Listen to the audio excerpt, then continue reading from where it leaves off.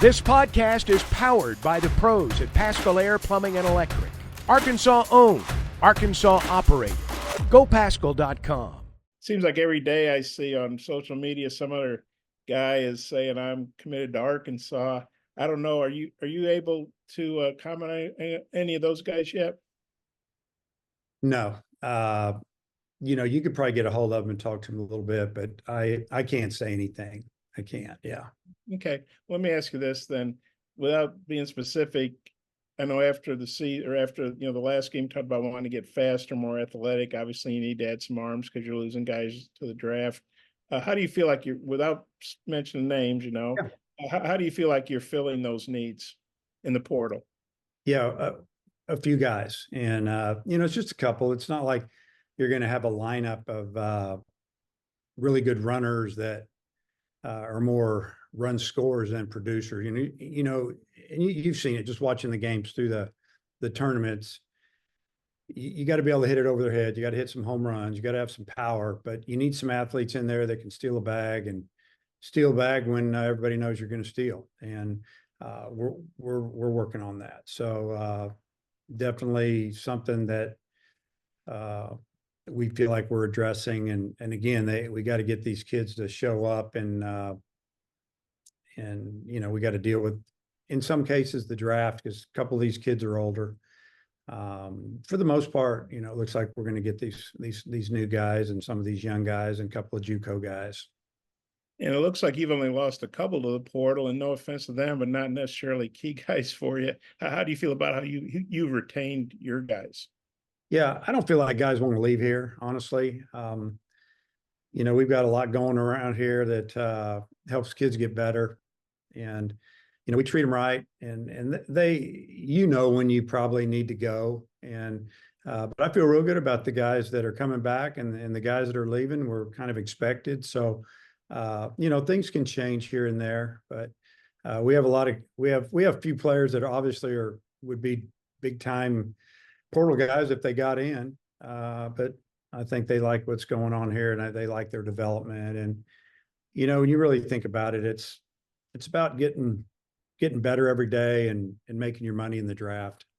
Yeah, I might have a couple more about, if it comes back around, turn back to Oliver. Thanks, Dave. Okay. Ellis. Yeah, Dave, just given how the landscape of college baseball has changed so much in the last 3-4 years, do you feel like each offseason you and your staff get a little bit better feel for how to navigate all these different variables that you have to deal with each offseason? I do. College baseball, it's super popular right now. I truly believe that, and it gets better. The teams are better. The players are bigger, stronger. They're older. And it's because of being able to jump around. Teams have been able to go through a little free agency in the summer and fill in some spots. And obviously, once the season starts or school starts, that is what it is. You can't dip into the minor leagues, but you have this window right now where you can fill in. Now, it's not apples to apples, because there's some teams that have, a lot more NIL money to dish out than other teams. And, frankly, those teams that have it, they're doing really well. So, we have to deal with that. But we want to bring in the player that it's not all about the money.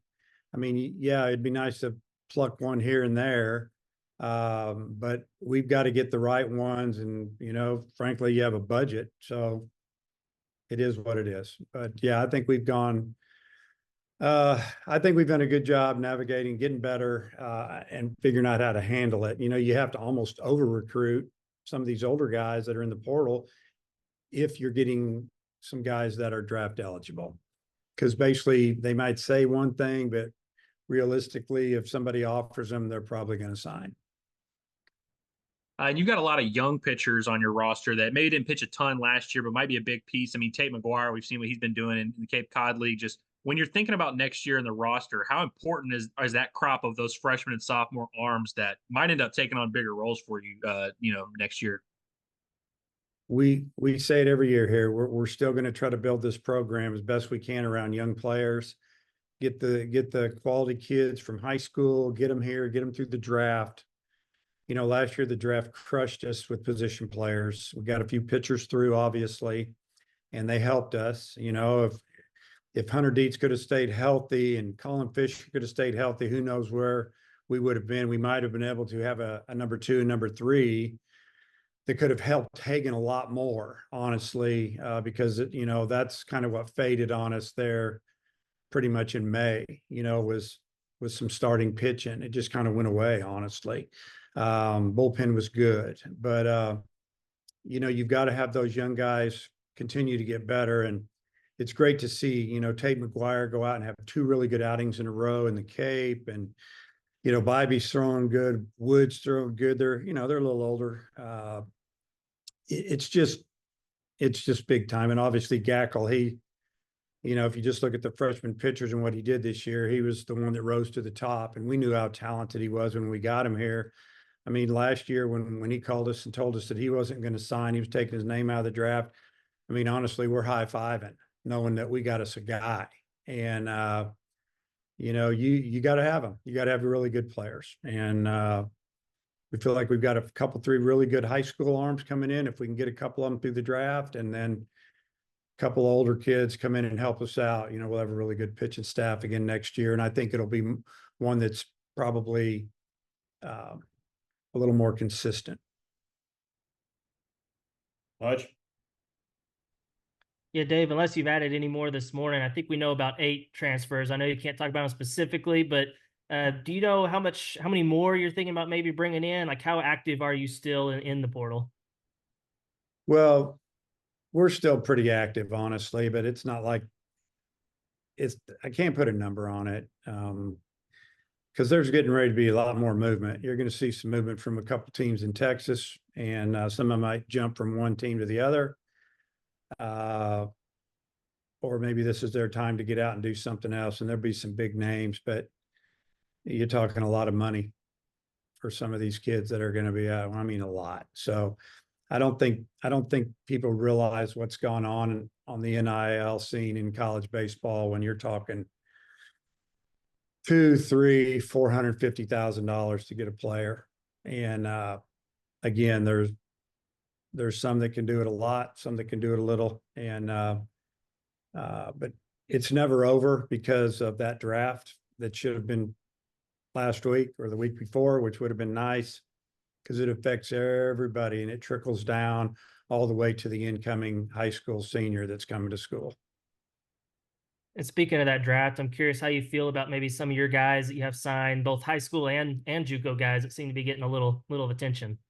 Yeah, obviously we start with the young guys, the high school kids that we want to get in. A couple of 3 of the position players. I'm gonna have to make decisions, and then 2 or 3 of the pitchers for sure. I don't want to mention too many names right now and kind of put that on them, but the draft this year is really strong in the first round. And then after that, if you talk to the scouts, it's not the same as it was last year. So could help some kids move up, get offered more money that maybe would have been a later pick. So I don't know how it's going to affect us. You just don't know. We do the best we can to talk to the young guys and even their advisors to try to get an idea of what they're looking for. Then, we know scouts, we can kind of find out what they're thinking, or at least their organization's thinking. They don't know everybody. It just takes one team. But then you get into the kids that are in our program right now. Obviously, Smith is the cream of the crop. He's probably going to go in the top 10 picks. And you take away really 2 innings of his year, he was unbelievable. And, that's the way the game works sometimes. But after that, you're talking about a couple of other starting pitchers. It's hard to say where they're going to go. I feel like they'll be drafted, but maybe not where they thought they would. And we'll see how that turns out. But, just excited for the draft to get here, and then we can finish our roster, because right now it's all about roster and numbers and being fair to everybody, being fair to the new guys coming in and returners and even the guys that they're transferring in. Just, bringing in guys and some of our guys don't sign, it becomes a problem. But I like where we're at right now. And we did, if they show up, we've got a couple, more than a few really good players that are going to elevate us. Tom. Yeah, hey Dave, lots of SEC representation at the College World Series, including Texas A&M and Tennessee in the finals. Did you watch much, and what did you think of how that all went down? Well, looking back at the teams that made it to the series, I thought Texas A&M, when we played them, was the best team we played all year by far. I thought Florida was really talented. They just weren't playing great. But I did make the comment after they left here, and that was a team. Don't be surprised if they get to Omaha, just because of how physical they were and the arms they had. The wins weren't adding up to the talent, and they got it going late. And then A&M, like I said, was probably the best team we played all year. We didn't play Tennessee. I think Tennessee might have the best talent, pro talent, and somebody sent a survey out to all the SEC coaches, and who do you think will win the series? I said Tennessee, and I said that because I felt like that A&M had lost their number 2 starter. They had lost their switch hitting 3-hole hitter that had 80 RBIs, and they still played good. They pitched really well there. But if you bring back their number 2 starter, they might have won it. But that's the way it works. You have to be a little bit lucky. You have to be injury free. But I thought the SEC did a great job. I mean, Kentucky was really solid. They were good at everything. They could field, they could hit, they pitched well. They're just really hard to beat. And Coach Mingione's staff did a great job putting that team together. And that was a good mix of transfers and some kids that came through their program, but a lot of kids that, transferred in after their junior year, or maybe even their freshman year, and they were still there and did a tremendous job. So, you look at Tennessee's team, just incredibly talented, a lot of guys that have been there, but they brought in a banging third baseman from Clemson that's going to probably be a first, second rounder, and a few others, a really good freshman shortstop, but they were a very experienced team. And obviously, they scored 4 runs in the bottom of the 9th to win game 1. They got a break on a check swing, could have gone either way, went their way, and then they took advantage of it. And that's how fine line it is. But the league that we play in is amazing. To try to get through it every year and finish at the top is very hard. And, sometimes like this year, we just didn't play well at the end of the year. And I think, no talking around it. It's just the way it was. We didn't play good. And we didn't pitch good. We had a couple games we hit the ball extremely hard, but it was disappointing the way it finished against SEMO. And, the game against TCU, just kind of talking a little bit, or not against TCU, against Kansas State, TCU the year before in that 1-0 game. The year before we just played a really good team, and 23 team, honestly, we were exhausted. All the injuries, everything. Last year's team, the 2024 team against Kansas State, if you look at that line score, that was strange. 13 hits, 6 runs, 13 hits, no errors, 7 runs, 5 hits, 2 errors. You're going to win that game 9 out of 10 times or more. We had a lot of balls hard, didn't go our way. Thought we'd get over it. 17 hits on Friday against SEMO, but there was a red flag. You got a guy out there starting, it's number 2 or 3 pitcher. We got him an 8-run lead. Next thing you know, it's 8-8. Very, very concerning there. It was an issue. Bullpen was great. Smith was great. After that, starting pitching, we were on pins and needles, seeing what we were going to get, like probably you guys were, the fans, and wish we would have pitched better the last couple of games, but we didn't. And series was amazing. I thought fans were amazing. The hoopla was amazing. The announcers did a great job pumping up college baseball, and I did watch some. I think if you watch, when you watch as a coach, you watch as a fan because you got a couple of your former coaches coaching and players on a team. And, I'm not saying I was rooting against A&M, but I wanted to see Tennessee win. I mean, Tony worked hard here. Josh worked hard here. Bonfield played here. Those are my friends. I feel like I've helped them over the years, and they've helped me. And I talked to them a lot throughout the season. So, happy for those guys.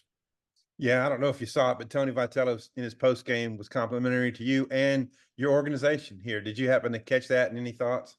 Yeah, I didn't see it. And, yesterday, probably midday, I got a screenshot of what was said.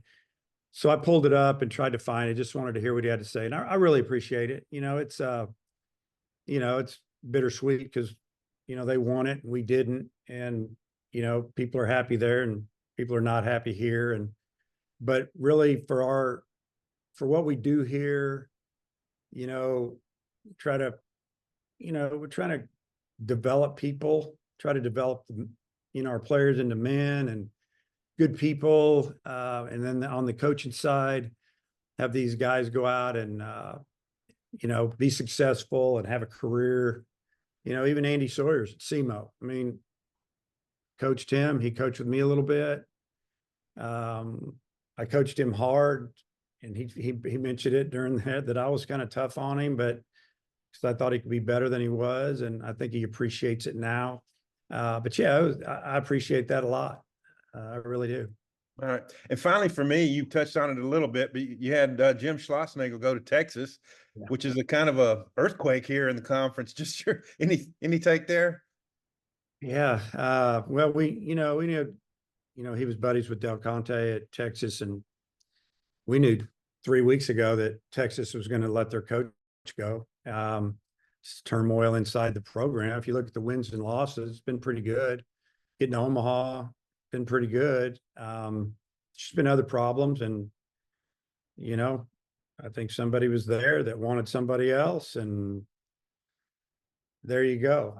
Am I surprised? Not really, but then again, I am a little bit because of what was going to go on at A&M. They'd already made a lot of commitments to, upgrade the stadium. Their fan base is huge. It's passionate. They show up. They make a lot of noise. They make it really hard for you to win there. They have a lot of tradition, and I don't know. It's in Texas. There's a lot of players to recruit right down the road at Houston and up the road Dallas and over there and over there. I mean, yeah. But I think I don't know. I guess I don't know. It's like I said, you can see me. I don't know what to think about it. You can get involved in those situations. That all you have to do is make a call or send a text, and next thing you know, things are happening. But it's a tough situation when you jump from one school right down the road to another when they don't like each other in the first place. It's going to be interesting in our coaches meetings. I don't know who A&M is going to hire. I just know our league is really, really good. And when Texas comes in and OU comes in this year, it's going to be even better. Dudley? Hey, Coach. Obviously, Gackle and Boucher going to the USA training camp. You've had a lot of guys go there. How can that help them in their quest to, to get even better over the summer? Yeah. So just being around USA baseball, red, white, and blue, it means a lot. I've been involved with their organization 2 different times.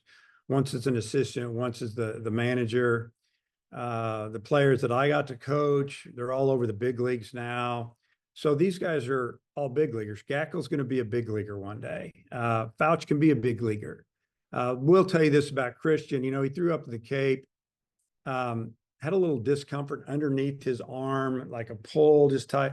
So we're shut him down. So he's not going to go do that. He's just going to rest and get ready. I mean, the guy had an incredible year. He didn't even have a 1 ERA and goes 100 miles an hour, and he's good to go. But just being around there with Gackle, and Gackle, I think, got elevated maybe to the older team, honestly. So it's just going to make him better. Gackle's already very mature for a sophomore to be. You could see his demeanor on the mound. He's all indications are he's going to be a starter for us, and he'll be a great one. But it'll it excels their development a little bit, at least if anything mentally, just to be around those type of players. And I assume that's the same thing with all these guys in the summer league. Obviously, the Cape Cod League, you get a bunch of them playing up there. Even some of the guys coming in here and around, especially I guess if they didn't get as much time this summer. How does it help their development? It's big, you know, especially if a guy didn't, like example, you know, didn't pitch a lot. Tate McGuire, last fall, Tate looked really good. Didn't go real well early. He got hit a little bit at the end of fall, and then early spring didn't go great. We put him out there, didn't go great. But inside, we always thought this guy's going to be good. And we thought he was going to pitch more as a freshman. But for him to go out, have success, do what we thought he could do, it's big. He walks in here a lot more confident. You know, you think about an offensive guy like Nolan Souza's out on the West Coast playing. You know, we saw about 2 weeks of Nolan Souza. We were just all going, wow. I mean, this is the next guy. And then it kind of went away and it just never returned. So for him to go out there and get a bunch of at-bats against college pitchers, it's going to be big. And we've got a lot of our players scattered all over the country, but a lot in the Cape. As a matter of fact, I'm planning to go into Cape to watch some of those guys in a couple of weeks. I'll probably see 5 games in 5 days and laying it out there just because I want to see them, but I want them to see me, see them play, and they know that it's important for them to be out there playing, and I'm there to support them a little bit. One last thing. Obviously, I think Hagen Smith would be a great number 7 pick to the Cardinals, but what's the process like for him right now and these other guys who, you know, are going through it as they get ready for the draft? Yeah, just really stay focused, stay in shape. Don't take time off now. You took a few days off and, you know, stay in really good shape. You know, if you're a pitcher, arm wise, just throw in your bullpens because you don't know what they're going to want you to do. A guy like Hagen, I'm just telling you, when they get him to their site and they'll take him to their spring training site and he throws a bullpen in front of them and then they put him in a scrimmage against some guys or whatever, they're going to go, wow, this is not normal. And if he throws it over the plate, you know, they may start him somewhere. Whoever takes it, they may say, let's just put him in the bullpen up there in September. What the heck? He's going to be in the big leagues next year. You just don't know, but just, you know, stay focused and ready to go. And I think, you know, don't get all uptight about where you get drafted and all that. But what they're doing right now is they're having conversations with area scouts. Some of them have gone to the combine and, you know, they hang out and teams request to meet with them just to talk to them.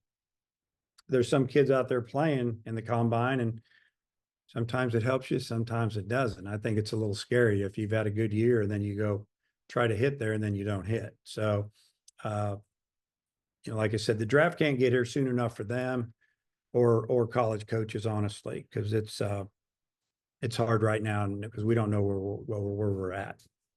Thanks. Jackson and Daniel, and then we'll come back around.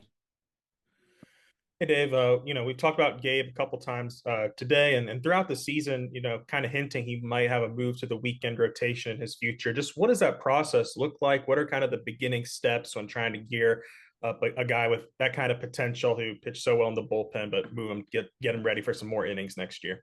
Well, it's just like at the end of the year, we were building him up and, you know, he was our best bullpen arm as far as giving us 2 and 3 innings and finishing the game. He's a defender in the middle of the field. He can field his position as well as anybody.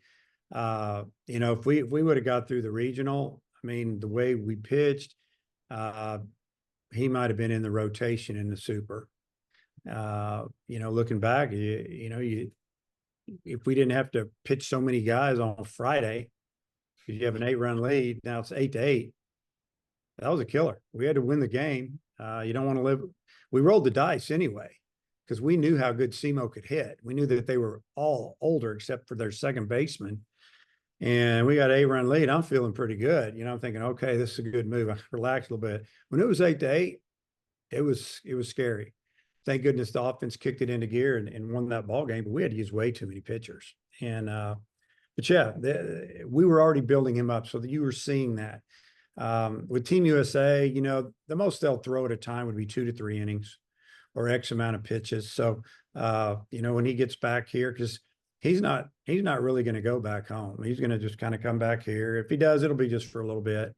Come back here and start training, get ready for fall. And fall's going to be big this year for our team, real big. And you know, we're going to start really early, and we're going to finish early as a squad. And there's a reason for that. I don't think it's been announced, but we're going to play our last couple of days. We're going to play out of town, a couple of teams in a pretty cool spot. So, you know, we'll inform you on that later when I think it gets put out there. So that's how you do it. You build them up. And then you mentioned Nolan as well today. We saw him, you know, pretty much DH, but do you have an ideal position that you'd like to see him, whether that's in the infield or the outfield, or is that still to be determined? I mean, ideal, he's a good fielder. He's got a really good arm. He's playing third base this summer, looks like most of the time. He's played some second. We had him working in the outfield. It could be, I mean, honestly, his speed, as big as he is, he can really run. I mean, he was probably one of the fastest, or right at, you know, with Wilmsmeyer running last year on our team. So he can play anywhere. Ideally, maybe in the infield. But who's to say? You know, he looks like a big league right fielder. Kind of looks like maybe a big league third baseman as well. So he's going to kind of show us what we need to do, but he's out working on the dirt, so to speak, this summer and putting in a lot of time there. Daniel, go ahead. Yeah, Coach, I'm just wondering, with like NIL and everything else opening up, has it opened up, like, kind of killed regionality within recruiting as you bring in more guys from the West Coast and other parts of the country? Well, I think it opens up a door for everything, honestly. Is if you've got it, you know, and you're offering players half a baseball scholarship and another $100,000 or more in many cases, and even a lot more than that in some places. You can, when you make a phone call and you start talking, you know, what's going on with you and who's on you. And, you know, first thing you say, would you be interested in talking about being an Arkansas Razorback? And 9 times out of 10, they say yes. And then we just dig into it. But it opens up a lot of doors. You know, it used to be, you're just talking about partial scholarships, different things, except for a couple of schools that, you know, they had pretty much whatever they needed when it came to scholarships, and they were ahead of everybody. Now there's a lot of teams that have caught them, because now it's all the same between NIL money and being able to work. And, you know, baseball scholarships, you can be fully funded.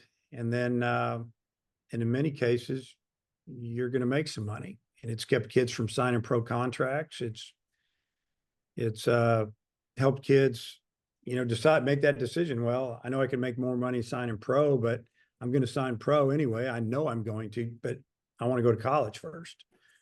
2-3 years, depending on if they're draft eligible after their sophomore year. So it's worth it to them to come develop here instead of sitting in an rookie ball, hanging out, not super happy, when they could be here and probably get a lot more attention, strength and conditioning, individual coaching by their positions, and in a real structured atmosphere. And I think a lot of parents like that as well.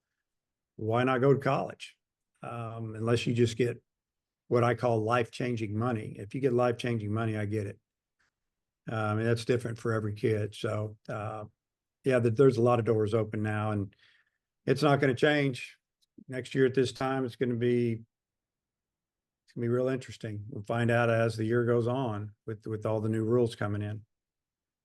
And then when you're out on the trail and, you know, kind of gauging the portal, do you ever gauge like what schools they're coming from? Is that a factor at all? And to kind of maybe determining, you know, their character and kind of what their makeup is before you get them on campus? I would have to say 9 out of 10 times it's huge. Not exactly where they played, but their character. Are they a good teammate? I mean, you know, you probably might not believe this, but we do call their coaches a lot of times of the school they're leaving. First, we talk with the individual, find out how it went, ask them, well, how are the coaches there? Are they upset with you, or did they see it coming, or have they known? And, if they say no, they're good with it. And a lot of times we'll just go ahead and make a call and, ask a question or two, or maybe we talk to an assistant coach, or we know an assistant coach or somebody in their league that has played against them and knows them or recruited them. And we try to get as much feedback as we can to find out what we're getting. It's probably not always going to be 100% accurate, or somebody has one opinion or one has another, but it's a big part of it. If somebody played in a certain league and they have done really well compared to playing in another league, I mean, that matters.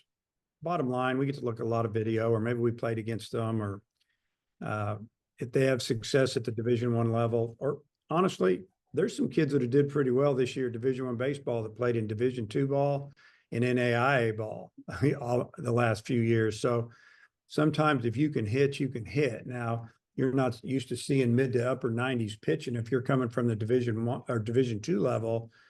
But if you've got a good swing and a good approach and you can get on time, it might take a little bit of time. You're going to have success there as well. Thanks, Coach. Yeah. All right, Ellis, Hutch, and Bob, jump back in with your final ones before we close this thing out. Whoever wants it. Okay, me, I'm never shy about asking questions. Hey, Dave, wanted to ask you a little bit more about a couple guys for the draft. Peyton Stovall, I assume, he'll be drafted fairly high. Hudson White came on strong. Just wondering what you think about those two guys in the draft. Yeah, I feel like both of them are, well, first off with Peyton, I think Peyton had a great year offensively.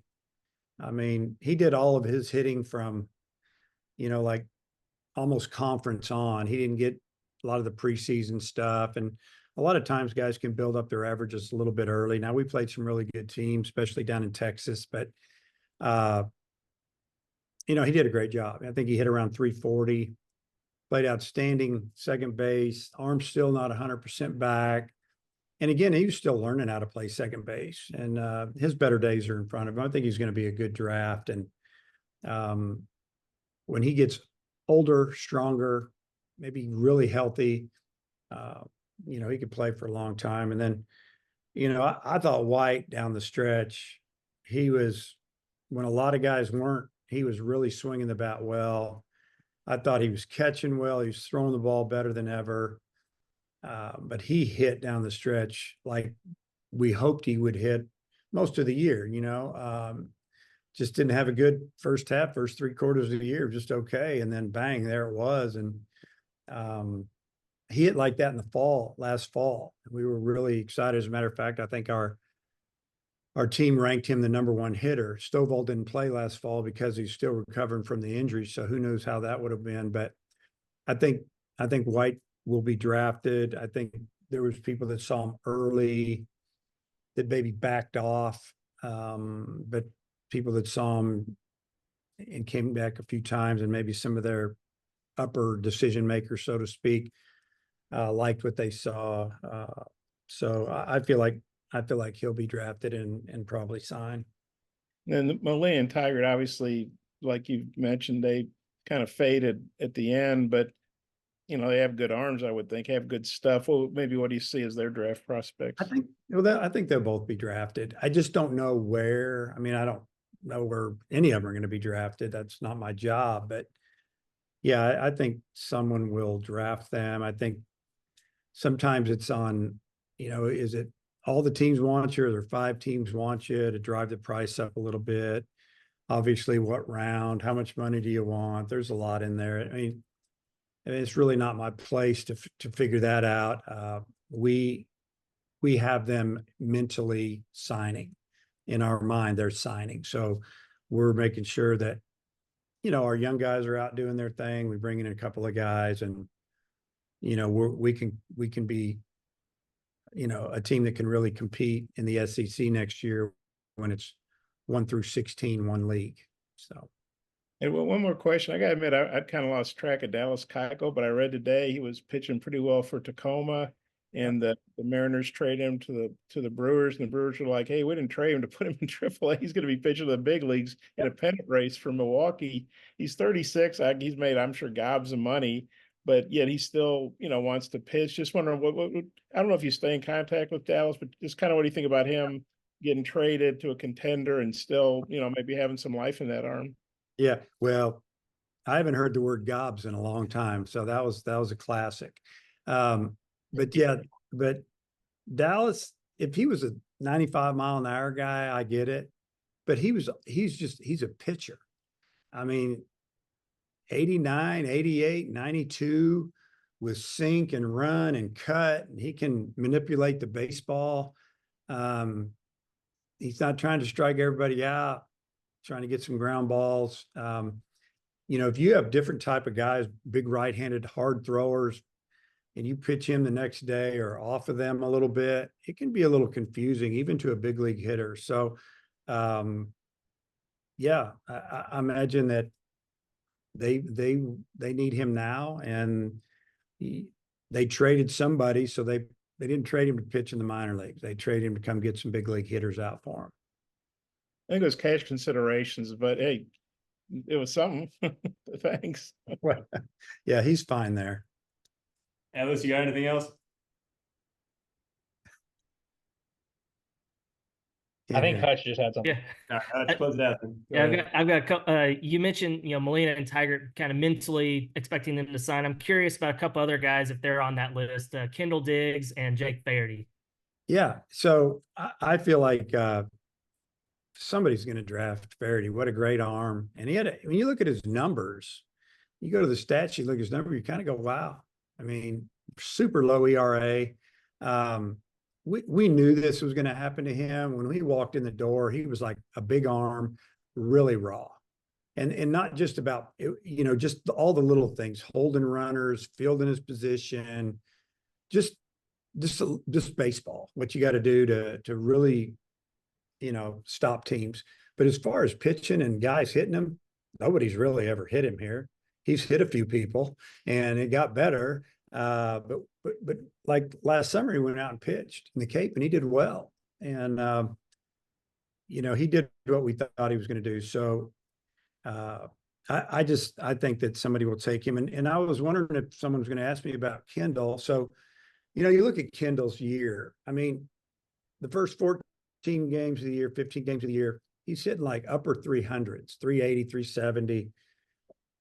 When he slid headfirst on a wet field or an overwatered field, whatever you want to call it, it was early in the game, and he kind of stuck and he hurt that shoulder. We all kind of groaned in the dugout. We didn't know at the time, and then he shook it off. Well, it's a complete tear in his labrum, and I think it's like front and back. And so he is right now in the process of getting lined up to have surgery to get that fixed. So yeah, he could still sign. He could still be drafted, and I think somebody might draft him. I mean, we'd love to have him back. He'll miss all fall, and it's his non-throwing shoulder. It's his left shoulder. But, Kendall, you got to give him credit. I mean, how tough was he to play all year with that injury? And he hurt it a couple more times throughout the season. He ran into the wall at Kentucky. There was another time he hurt it. He made diving catches. And he just played through it. And, hats off to him. It really hurt his offense. It altered his swing. It took away from a little quickness. I know it had to probably hurt when he swung at certain pitches in certain areas. So, yeah, he kind of, in a way, he disguised it a little bit. But I got to give credit to him for how tough he was. And I hope that we have an opportunity to coach him next year because he can get back and play. Goodhart had the same injury. Ezel had the same injury. And those guys did nothing but hit here. Ezel's was on his throwing arm, and he hurt it before he got to Arkansas when he was at SEMO, and we took him anyway, but he learned how to throw sidearm, and he played first base for it. Goodhart, it was pretty bad. And, he got through it and did a good job for us. And then, I think Kendall, if he comes back, will have an opportunity to play outfield. I mean, honestly, obviously he could DH, play outfield. I mean, who's to say what didn't play in the infield for us next year as well? Because that's what he came here as. So we'll see. I've been in contact with him a lot, and when I say a lot, a few times since season ended, and through texting recently, a couple phone calls, and I will talk to him in the next day or two about some things. So, but he was invited to the combine to go do some conversations. I don't know how many he had, if any, but appreciate him trying because he was hurt. I was going to ask you about a couple other injuries too. I mean, Cooper Dossett, Hunter Dietz, how are they doing? I think Adam Hatchman as well. Just you have any updates on those guys? Yeah, let's start with Dietz, I guess. Just letting that bone heal around that screw, getting it tight, staying in shape. He's back home in Florida. Not quite sure. He'd have to talk to Coach Hobbs if he started throwing again. It's just he needed more time. That wasn't everything was good. It was good. Bullpen's great. Let's let him go. And then it didn't go good. But we got to get him healthy because he's really talented and he pitched so good for a little while last fall. We got to see what he could do, and the players knew what he could do. Hitters didn't like hitting off of him. You could go on and on. Hatchman, hurt that arm senior year in high school. Really hard thrower, needs to be a pitcher, needs to be able to pitch. We're still figuring that one out. But I'm sure in the next month, we'll know where we're at with that one. Who else did you ask me about? Oh, Dossett, Cooper. He's here working out. No surgery. Everything is just like, he just got to get strong. He's had injury issues since his senior year, summer before his senior year. And that injury, it was really scary. He was really scared when it happened. He thought he'd really, torn his elbow. He didn't. As far as we know, that's MRIs and using every avenue we could to figure out what was up there. So I think mentally he's okay. Now he's just got to recover. And if he stays healthy, he's going to be really good. I mean, he throws that cutter and that slider. It's fastballs in the mid 90s now, bigger and stronger, and great kid, worked extremely hard. You couldn't ask for anything more. But when you're a pitcher and your arm's bothering you, that's not a good thing. So we got to get him healthy and feeling good about it. Seemed like was there one more? I think that's is Fisher still on track for start of next season? Yeah, I mean, Fisher's here working out. Seems to be on schedule, ahead of schedule, trying to stay in shape as best he can. So every indication right now, it looked good in there. When they looked at it later, like, hey, the surgery went great. When they got in there, it was, it wasn't a tear, it was kind of a stretch, and they can do this different procedure.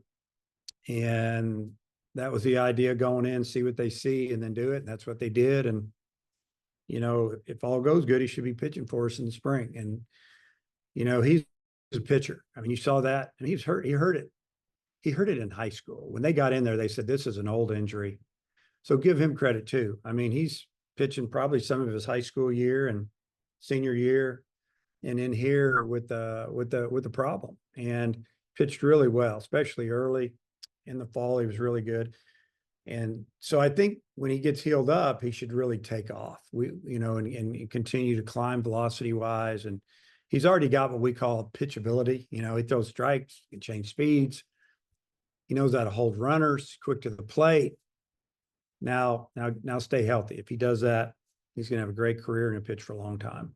BetOnline is your #1 source for all your betting needs. Get the latest odds, lines, and matchup reports for baseball, boxing, golf, and more. BetOnline continues to be the fastest and easiest way to place your wagers, including live betting and your favorite casino and card games available to play right from your phone. Head to the website or use your mobile device to sign up today and get in on the action. Remember to use our promo code BELIEVE, that's BLEAV, for your 50% welcome bonus on your first deposit. Bet online, where the game starts.